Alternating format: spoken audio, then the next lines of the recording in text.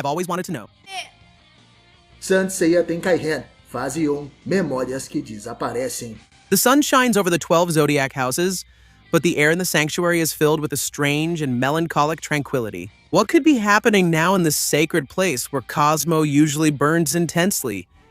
The sanctuary is practically deserted. A solitary figure walks among the ruins. This is Saori Kido, the reincarnation of the goddess Athena, who has just regained her memories in the house of Sagittarius. She descends the stone stairs worn by time, surrounded by massive rocks and the blue sky, which seems to watch her every step. Saori stops for a moment and looks at the sanctuary's fire clock. It is extinguished. What is Saori thinking in this place? The wind blows, but something seems to be lost. Suddenly, Saori is startled.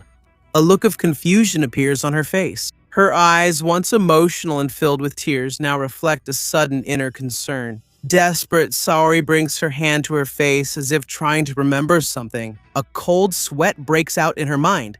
Fragmented images appear. Her memories are jumbled. She sees the image of young warriors who gave their lives for her. But the images begin to flicker, like an old film that's falling apart. Saori vaguely remembers some people like Yoga, Aphrodite, Mushura, Aiolos, Seiya, Artemis, Hades, Apollo, Poseidon, Ikki, Shiryu, Aldebaran, and Kama. Many of them are disappearing from her mind.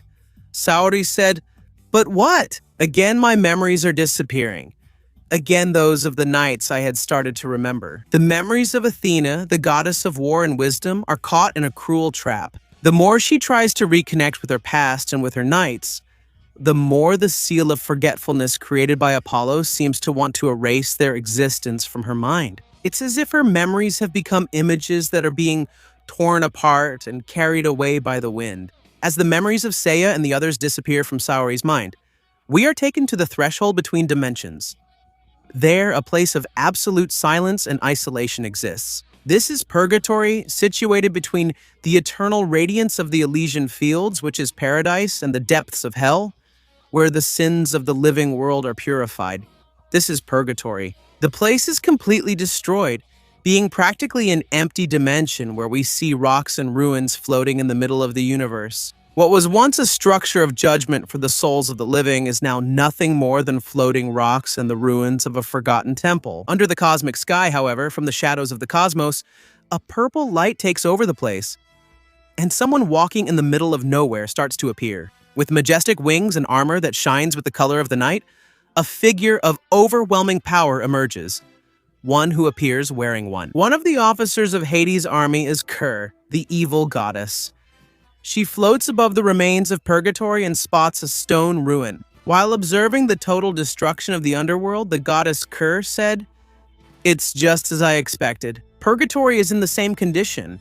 It has been reduced to nothing, just like the Elysian fields and hell, even though only a few ruins remain compared to the other parts of the underworld. Maybe it's because this place wasn't part of the battlefield where the fight against Athena's army took place." However, suddenly the goddess is surprised when she notices something on top of those ruins. She wonders, what is that? And as she gets closer, she realizes that it's the sapores of the terrestrial star of the dog, a Sapores that represents the two-headed dog. And it was intact. Kur approaches the object and says, "If we're talking about the specter of the earthly dog star, that would be Jean d'Orthro, right?" Kur then has an idea and says, "If the Sapores is intact, maybe it's possible." The evil goddess raises her staff to the sky, gathering a great amount of Cosmo, and with a shout she commands, "Awake, Orthro, awaken!" Under the pressure of this command, the Sapores shatters into dozens of pieces that fly and summon their host, attaching themselves to his body in a flash of Cosmo. Apparently the specter was sleeping, and Kur then asks, "Orthro, have you awakened?" She approaches, and the specter finally opens his eyes. He is startled when he sees the powerful Cosmo of the goddess Kur, and upon seeing her, says, "Are you Lady Kur?" Confused about the situation in the underworld and Hades' army, the specter asks, "Where? Where the hell have you been until now?" The goddess then replies, "My duty was to carry out certain measures before the start of the battle to lead Hades' army to victory. I executed all these measures perfectly. Once victory was assured, I went to sleep. Orthro became worried. He was breaking out in a cold sweat. So, do you want Kur to explain? That's it. When I woke up and saw what happened, I couldn't believe the crushing defeat that Hades' army suffered. Not only Lord Hades and the 108 Specters under his command, but also the Underworld and the Elysian fields. Everything indicates that they were annihilated. We see the vast destruction happening in the Underworld. Everything was disintegrating. Everything indicates that the natural process of resurrection seems impossible at the moment. Kerr observes that, in the face of such an unprecedented defeat, the Underworld would take at least 1,000 years to fully resurrect and recover. Kerr said, "This doesn't make sense. Even though I was sleeping, since I was the only one left, and because you were able to awaken just now, it doesn't make sense."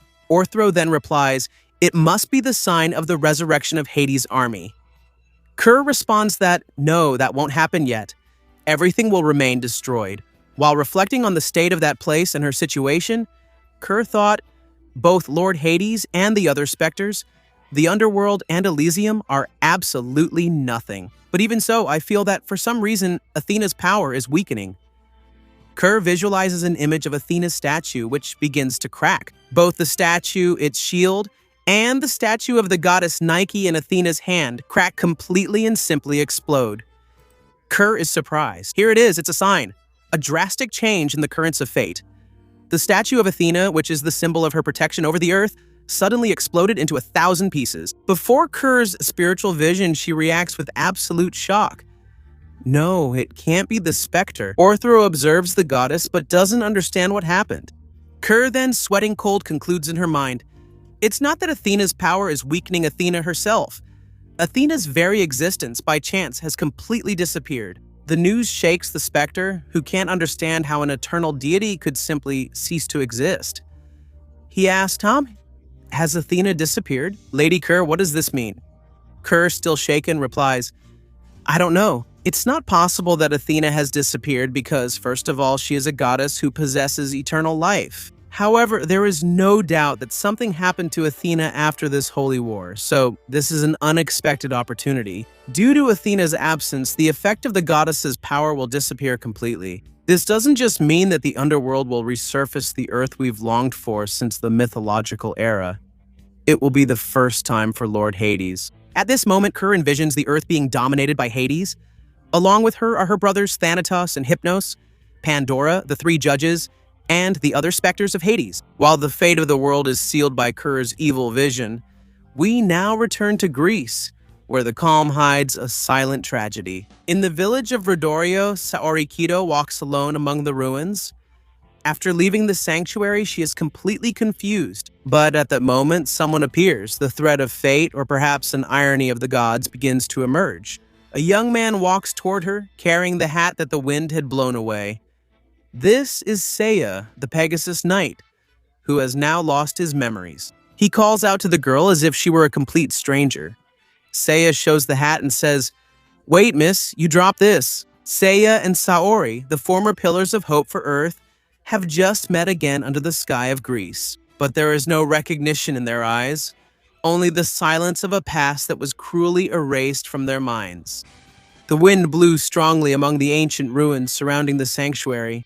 That place seemed quiet, until the silence was broken by someone calling for Saori, the young lady who lost her hat. Amidst the desolation, Seiya, the legendary Pegasus Knight, walked up to the girl. He smiles and asks Saori, This is your hat, isn't it? This was a meeting created by fate. Saori, surprised, looks back. The young woman was a bit confused. Her memories had been lost. She takes the object and asks, Is this hat mine? Seiya, still smiling, replies, Don't you remember? It flew away in the wind earlier, didn't it? Don't you remember? Suddenly, as she touches the hat, Saori is surprised. A flash of disconnected images crossed the girl's mind.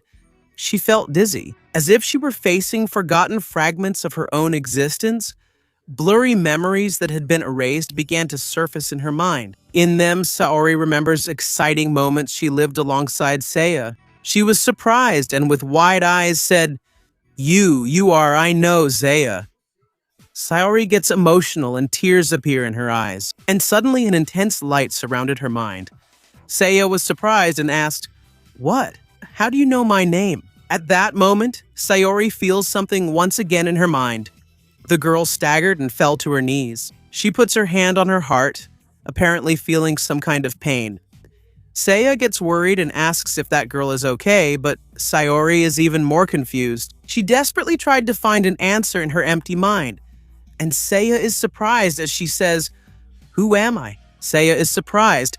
He asks what the girl is trying to say, and in her mind, Saori says, "I can't remember anything, not even about myself. Who am I really? Why am I in this place?" Saori gets up and leaves, leaving her hat behind. Seiya didn't know what to do, but suddenly the young Shun approaches. He brings with him a cart full of plants. After all, now he's just a simple flower seller. He asks Seiya what happened. Seiya looked at his friend and replied, "It's nothing but that girl's..." Shun listens to the story carefully and is then surprised. "What? She lost her memory." Seiya says that's what it seems like, and Shun thinks for a moment and then reveals something surprising. "So she's just like us." Seiya smiles and says, "Yes, that's right, no doubt about it, that's it." Shun also smiles, and then Seiya reveals, "We also met around this place not long ago. Besides our names, we didn't know anything else about our past." Meanwhile, Seiya looks at the sanctuary's clock. As he says these words, he then scratches his head and says, "I wonder who we really are." Seiya had a sad look because he couldn't remember his life before that, and Shun had a serious look when he heard that. However, suddenly someone approaches, they hear footsteps, and before they realize it, they are already surrounded. Dirty, skinny people in tattered clothes come closer. Seiya asks, "What the hell are these guys?" The men who have vacant stares try to grab Seiya. However, the former Pegasus Knight gets irritated and with simple blows manages to get rid of them and throw them to the ground. The men try to get up again, saying words like food and money. But suddenly they collapse because they are weak. What look like a horde of zombies. Apparently they are just extremely poor, needy, and hungry people. Seiya was watching while Shun approached and said, "They must be bandits." It seems that lately the number has increased drastically. It's as if public order all over the world is getting worse. If this keeps up, soon there will only be bad people in the world. Rumor has it that the surface will soon be engulfed in darkness. I wonder if that's because the goddess who protected love and justice on Earth has disappeared from this world. Upon hearing this, Seiya becomes curious and asks, "Goddess? But what do you mean by that?" Shun, smiling, replies, "Well, I don't know the details either since it's just a rumor." Then Shun begins to tell Seiya the details of that rumor, but meanwhile, in the depths of the underworld, something truly evil was happening. We see Jean de Orthros, and he was shouting, "Get up! Hey, I told you to get up, skeletons!" That place in the underworld is apparently a cemetery of surpluses bathed in an evil energy.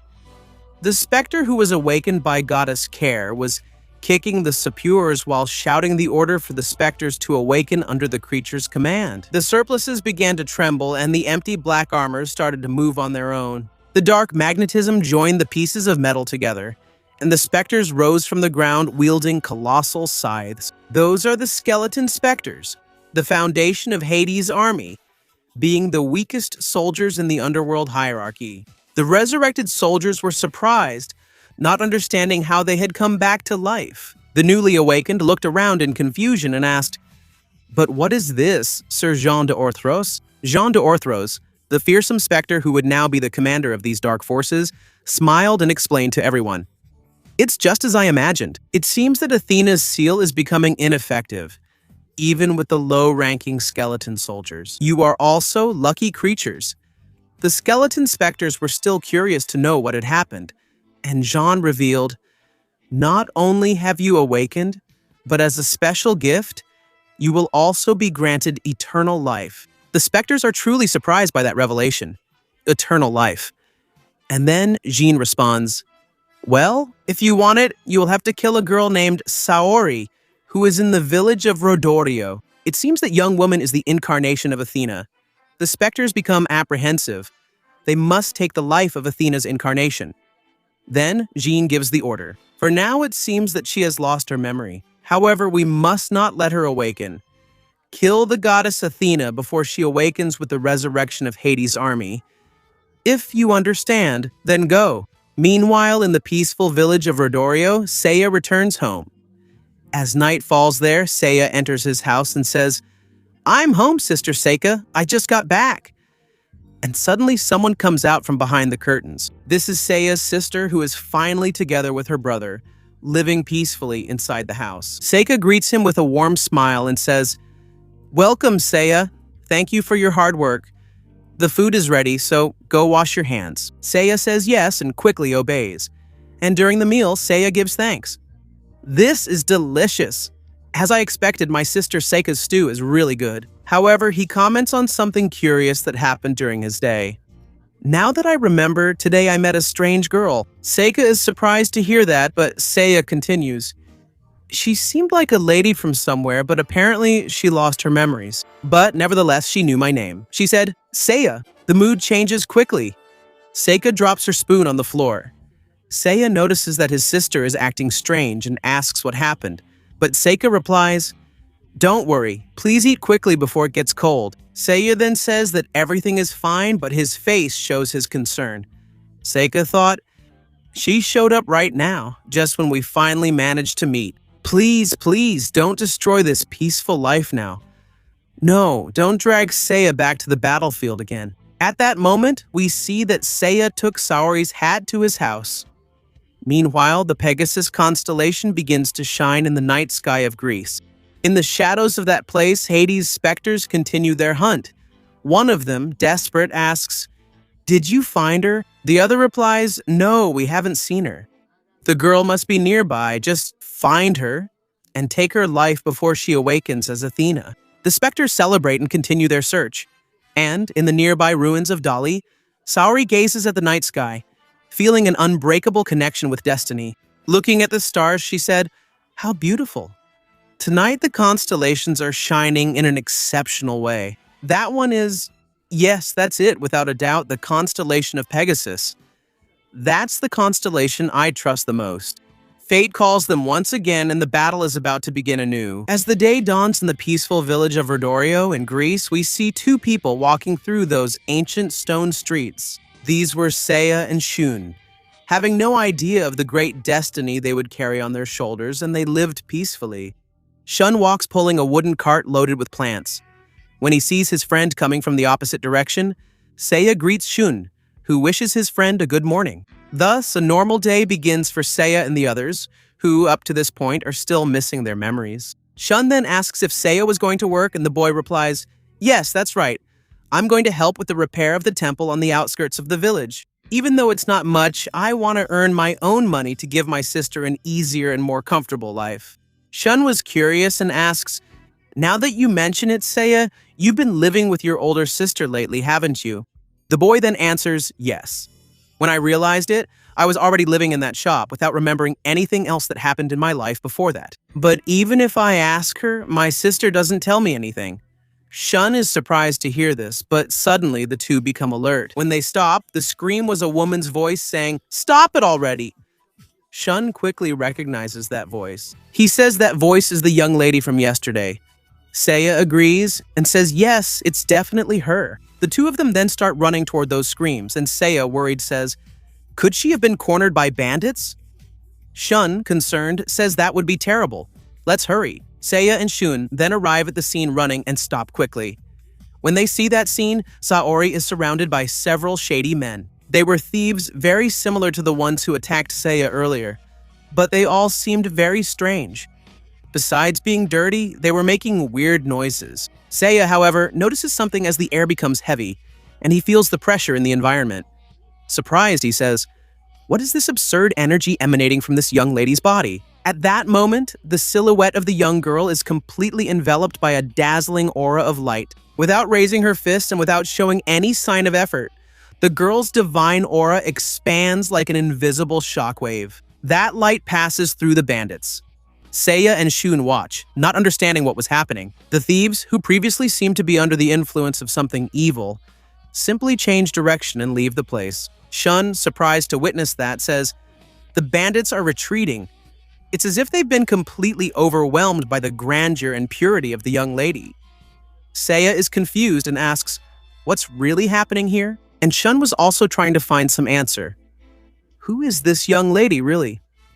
But before the two can get closer, a new and terrible threat appears. Dark and imposing silhouettes appear on top of the columns in that place because she used her Cosmo. Even if it was just for a moment, that was enough for Athena to be tracked by the skeleton specters. Seiya and Shun, at that moment, realize that they are surrounded by these men in black armor, so they go on high alert due to the imminent confrontation. The skeleton specters, whose armors glow with a dark, sinister light, watch the two boys who were with Athena.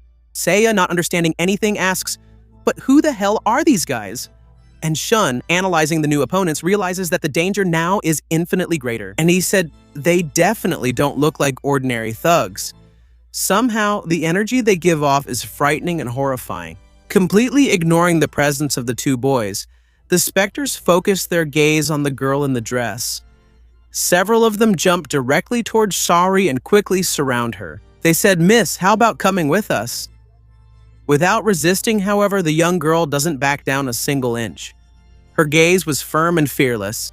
One of the specters approaches, extends his hand to capture Saori, and says, "If she refuses to come with us, then we'll kill her right here." However, before he could touch her, someone grabs the specter's arm. It's Seiya, who, without hesitation, intervenes in that situation. He says, "Can't you see that if you touch the young lady with that filthy hand, you'll dirty her clothes?" The soldier, surprised by his audacity, looks at Seiya and says, "Get out of here, you brat." However, Seiya smiles and quickly replies, "That's what I should be saying to you." The evil specter threw a violent punch at Seiya, but with superhuman and surprising agility. Seiya dodged at the last moment purely by instinct.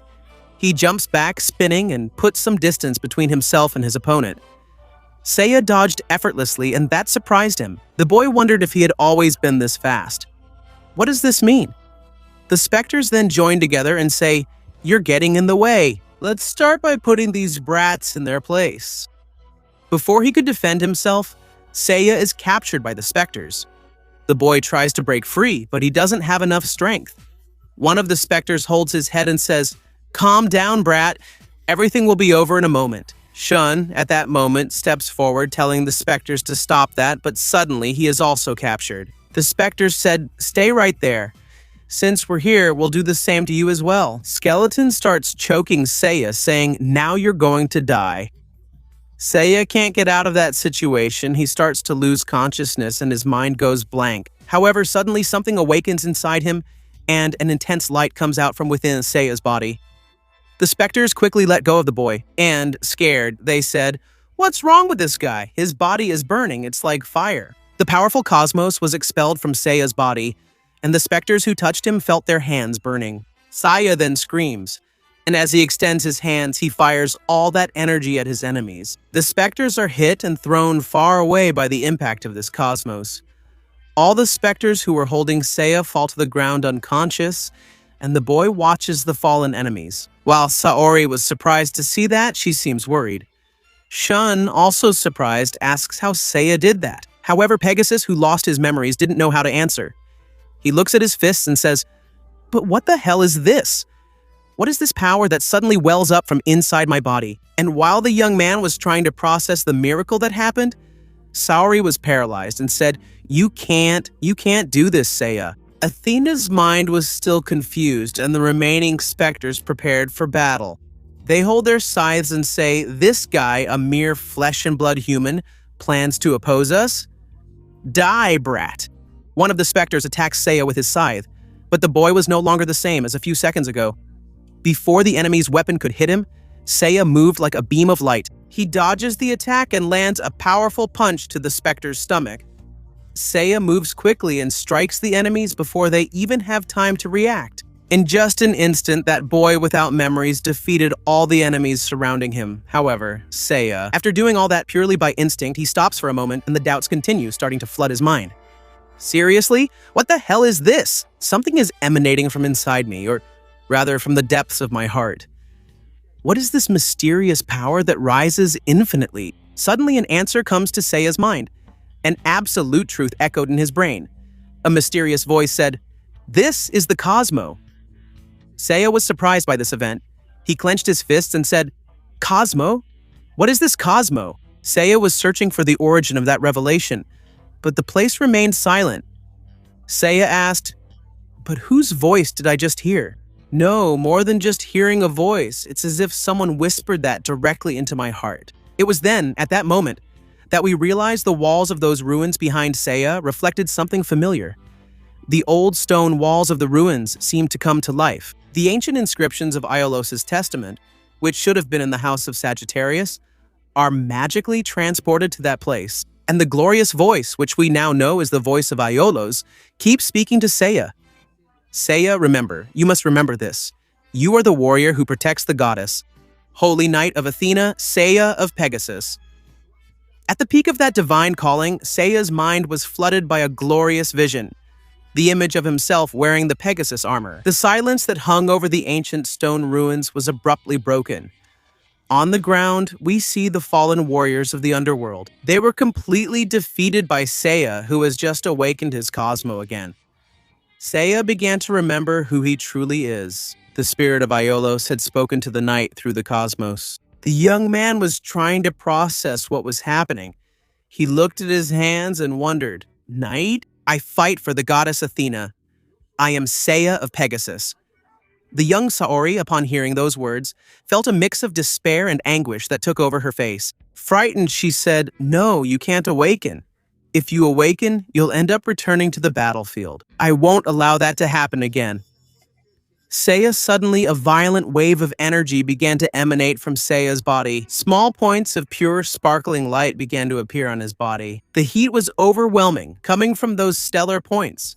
Seiya, surprised, said, "It's burning. It's like flames are coming directly from inside my body." Shun was fascinated and scared by the phenomenon happening. He said, "What is this light emanating from Seiya's body?" It seems like before he could finish the sentence, the cosmos of Aiolos, which emanated from the sacred testament that had been magically transported to that place, spoke. "Pegasus, this is the radiance of the 3 stars of this constellation.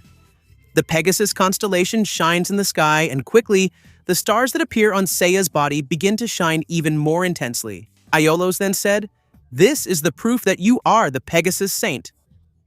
The energy gradually began to fade, bringing Seiya back to the ground. Even so, the boy didn't remember anything and tried to make sense of that information.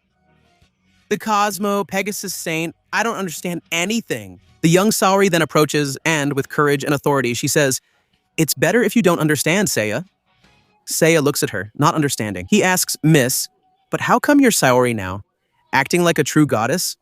"Someone wanted her for the humans," he said. "You must go back to your homes and continue living your peaceful lives.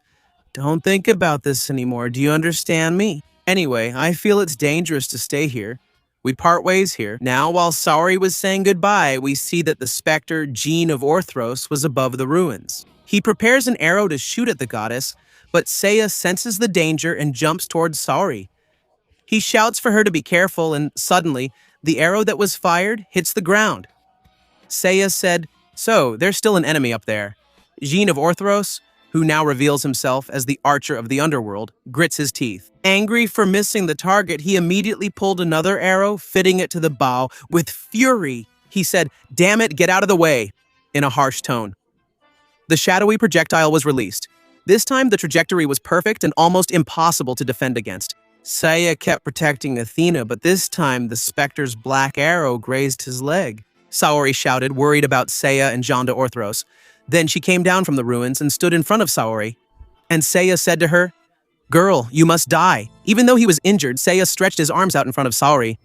He will protect her at any cost. Jean then aims his arrow again and says, "Get out of the way, boy, or you will die." At first, Seiya didn't back down even a millimeter.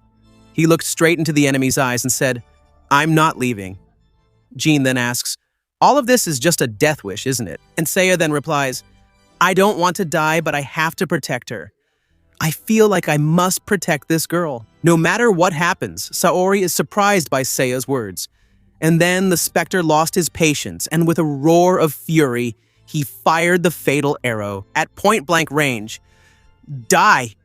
The black arrow flew like lightning straight towards Seiya's heart. The impact seemed inevitable, but suddenly the arrow was frozen in midair. Shun is surprised to see that, and Jean also doesn't understand what happened. The black arrow then falls to the ground, and Seiya asked. The arrow stopped in the air, and at that moment, Jean prepares another arrow to attack Pegasus. He said, This is impossible, but before he could shoot again, the firm and calm footsteps of Saori echoed. In that place, she said, "That's enough. I won't allow you to keep attacking." Jean starts to tremble. He wonders, was that the power of this girl? The young woman faced Hades' servant and said, "Your target is me, isn't it? Then attack only me." Behind her, Seiya and Shun looked on in surprise. They didn't understand why the young lady was doing this. John of Orthros felt the bow in his hands, heavier than ever. He recognized that signature of pure and overwhelming energy, that imposing presence. Without a doubt, this girl is the goddess Athena. That's a fact now. It seems she's about to fully awaken, and soon she'll have her complete power before that happens. While she is still human, I must eliminate her here and now.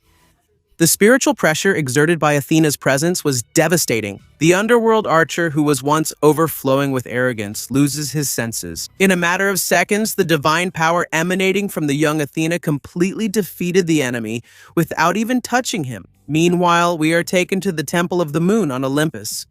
The goddess Artemis had gathered with her servant Callisto. She was surprised and said, "But what did you say?" The army of Hades was saying that they had been resurrected.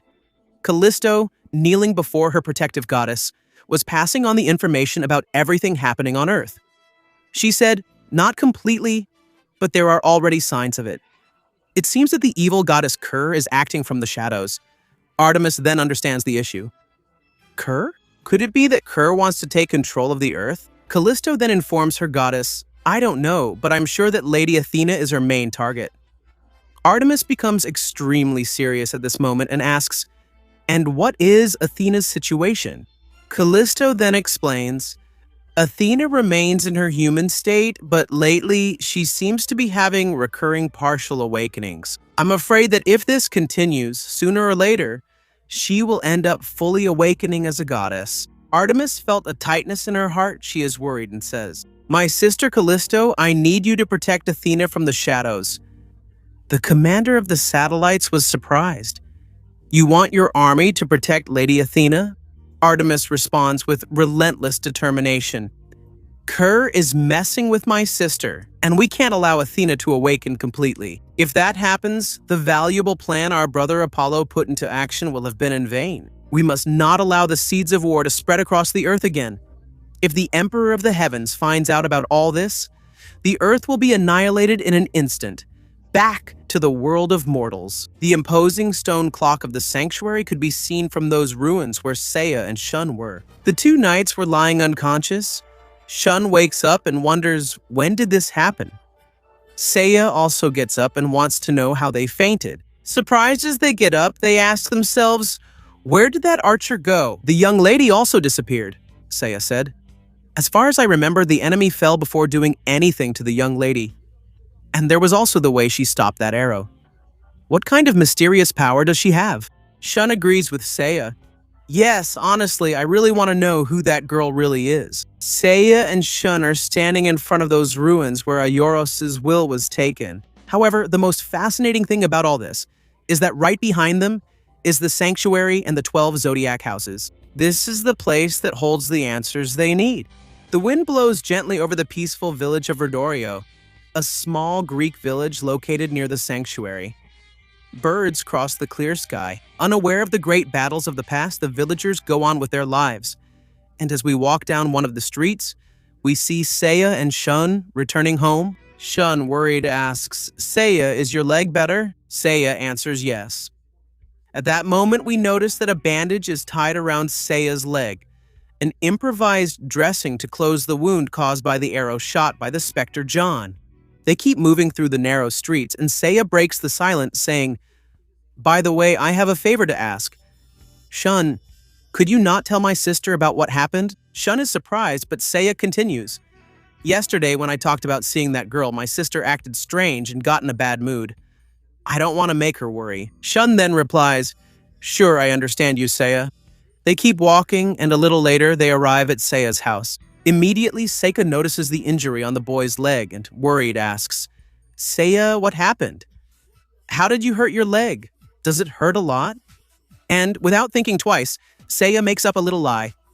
Don't worry, Seika only suffered a scratch while working, still suspicious but grateful to see that her brother was okay, Seika said. Anyway, I think it's better if we take care of that wound properly. Go inside. Seiya quickly obeys and goes into the house. Seika then turns her gaze to the young man with green hair and says, "Thank you very much for accompanying him this far." Shun, smiling, replies, "It was nothing, really. I was just flying by." The young man quickly says goodbye and goes on his way. However, Seika still wanted to ask one more question. She calls out to Shun again and says, "Shun, about Seiya's injury. Is it true that he got it at work?" Shun is surprised by the question and is left speechless. Seika then insists and continues, "He wouldn't have gotten hurt doing something else, would he?" A drop of cold sweat runs down Shun's face. He hesitates, completely cornered by Seika's cleverness. His eyes waver and his words start to falter. And, stammering, he replies, No, that wasn't it. I need to keep selling the flowers. Sorry, I have to go." Shun leaves quickly, but Seika remains standing in the street, watching Shun from afar. She knew that something unexpected had happened to her brother. Far from there, we are taken to Mount Olympus, more precisely to the Temple of the Moon. The atmosphere changes drastically at the top of a great sacred structure, where a high-ranking warrior among Artemis's satellites is surprised by an unbelievable announcement. She said, "What, Lady Athena?" The imposing figure of Commander Callisto, holding her sacred staff, calmly walks toward Lascamone, who was on her knees. Callisto then said, "Exactly, Lascamone. It's an order from Lady Artemis. We have to protect Athena. She is always worried about her younger sister." I don't want Lady Artemis sad, but Lascamone notices Callisto hesitate. However, Lascamone notices Callisto's hesitation as she speaks. Callisto then concludes, "If Lady Athena's existence continues to make Lady Athena suffer, then do you understand what I mean? Lascamone?" Callisto wants Lascamone to understand her hidden intentions before saying such words in the Temple of the Moon. Lascamone is surprised. Then she asks, "Lady Callisto, don't tell me we're going to kill Lady Athena?" The final revelation echoes like silent thunder before the immensity of the lunar temple. At that moment, we return to the surroundings of the sanctuary. In Greece, that is the same place where Saori and Seiya met for the first time after losing their memories. And it's also where the confrontation with the Specters took place. Now, the ones passing through that place are none other than Shun, the former Andromeda saint, and his brother Ikki, the former Phoenix saint. Apparently, they are meeting each other for the first time after losing their memories. Ikki walks in a mysterious way, and shadows are covering his eyes. Shun, on the other hand, has a calm look and, as always, was bringing along his cart of plants and flowers. Neither of them recognizes the other, and they pass by each other as if they were strangers. At that moment, the wind blows, making flower petals float between them as they move apart. And Shun feels something. After crossing paths with that lonely stranger, Shun hesitates for a brief second, and suddenly, the imposing solitary wanderer stops and breaks the silence in those ruins, saying, "Hey, florist." Shun politely turns his attention to that stranger, and Ikki then asks a question. "Were those flowers picked in the nearby Elysian fields?" Shun calmly replies that yes, that's right. Curious about the answer, the mysterious wanderer continues to question the young man with green hair. Is it true that the flowers picked from the Elysium don't wither for a year? Shun reveals that yes, that's true. They say there is a paradise in the world of the dead, which is also called Elysium. The flowers that grow in that place bloom overflowing with eternal life. Perhaps the Elysium on Earth has inherited a little of that essence. And Ikki finds that curious and says, "Flowers with eternal life?" That's Shun. Then he asks, "Do you like flowers?" Ikki answers him directly, "It's not that I like them, but once a solitary flower caught my attention. It was blooming in a place that looked like hell. A memory from the past appears like a mirage in the mind of the Phoenix Knight. This is the image of a single, fragile flower blooming alone in the midst of a chaotic, dark, and hostile scene. A clear reference to his past with Esmeralda. On the terrible island of the Queen of Death, Ikki gazes at the stars in the sky, and as he looks at the horizon, he reveals that although it is a distant memory, actually, I don't even know if that was real. Anyway, forget it and let it go. I'm just saying nonsense to a stranger. Without giving Shun a chance to continue that conversation, the relentless Phoenix starts walking again, leaving the flower vendor behind. Shun remains motionless in the middle of the stone ruins, watching that man slowly disappear into the darkness. However, something has changed in Shun. The sparkle in his eyes seems different. We are taken to the Elysium, which are the flower fields near Athena's sanctuary, the place that Shun and Ikki mentioned. Saori arrives at that place where the ruins are covered by flowers. By her side is the specter Jean of Orthros, who, after being defeated by Athena's Cosmo, guided the goddess to that place. And Athena asks, "Is this the place where your master is waiting for you?" Jean of Orthros, who couldn't fulfill his mission and was forced by Athena to guide her to his master, starts to tremble and answers, "Yes, it's here." Saori asks, "What's wrong? Why are you trembling like that?" Jonda starts to sweat, cold and trembling with fear, answers the goddess, "I received the order to assassinate you, but I ended up bringing you here without even a scratch. And suddenly Saori senses something. She is surprised, and right before her eyes, the specter starts to collapse. He is pulverized from the inside out, and both his armor and his body turn to dust.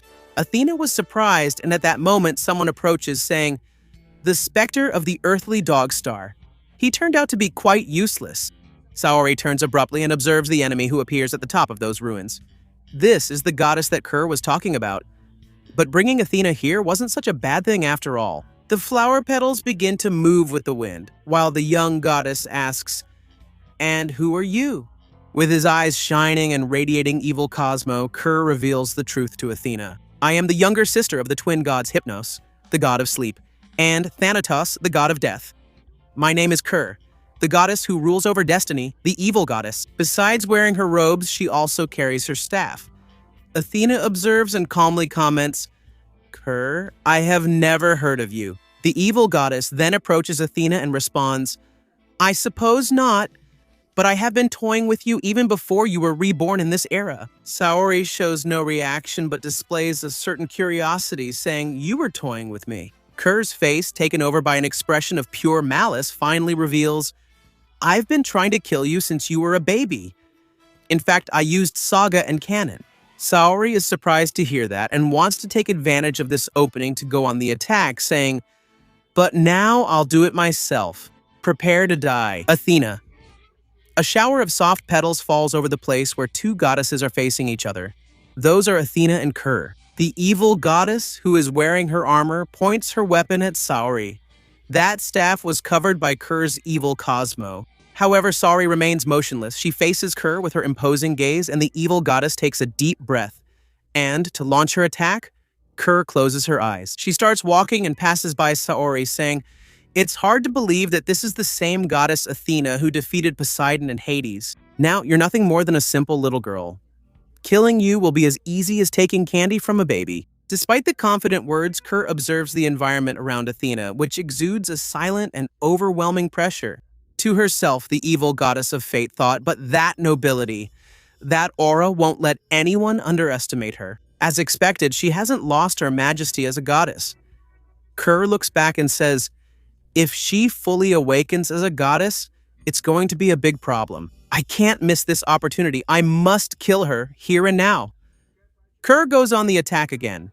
She raises her staff and strikes at Saori from behind. The goddess Athena closes her eyes, and suddenly an arrow shaped like a carved serpent is shot in Kerr's direction. The goddess quickly defends herself and breaks the arrow with a strike, then asks angrily, "Who dares?" At that moment, the evil goddess notices someone approaching and asks, "But who are you?"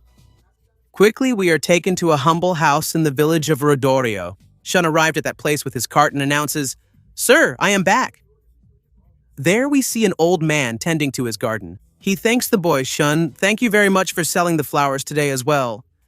Shun then says it was nothing and asks, "But are you feeling better, sir?" The old man wipes the sweat from his face and with a smile replies, "I'm feeling very well today." Shun is happy and says, "That's great. I'm really glad to hear that." Later, Shun prepares a kind of tea for that man who says, "Shun, the medicinal herbs you picked out there in the Elysian fields helped me a lot." The former Andromeda Knight is happy to hear that. "I'm glad they're working," he says. The man then reveals something. The flowers and plants picked there can be used to make ink and are also very beautiful, but the most impressive thing is that they have great healing properties. Today, the young Bronze Knight is confused and asks, "But sir, then why don't the people from the village pick them? There are so many flowers, people wouldn't need to buy them from me." The elder then explains while sipping his tea that we can't pick them. Shun is very frightened when he hears that, and the elder tells a story from more than 200 years ago. People say that this flower garden used to be in another place, on the outskirts of a village called Florenza. To get there from here in Rodorio, you had to cross several mountains. At that time, there was a young man who studied painting, and he always went there to get paint, but one day he disappeared completely. After that, the flowers in the Elysian fields withered, and the whole place became lifeless. But a young woman managed to take the last flower, still alive, from the garden. According to the legends, that flower left the girl's hands and flew with the wind until it reached Rodorio. At that moment, we see that the girl the old elder was referring to was none other than Sasha, the 18th century incarnation of Athena, and the young painter was Alon, the former host of Hades. Sasha extends her hand and, with her cosmos, sends the last flower near the sanctuary. In Greece, the old elder. Then the story continues. And over the course of those 200 years, that single flower that came to this village blossomed and turned into this new Elysian fields. Since then, people have always talked about the benefits these flowers have. That's why the inhabitants here got excited and started picking the plants in this garden. But everyone who did that ended up getting sick and dying. The villagers understood that this was a divine punishment. So no one ever dared to pick the flowers from this garden again. This is the legend of the Elysian fields of Greece, which is passed down throughout Rodorio. In fact, a few weeks ago, I was very lucky to see you, Shun.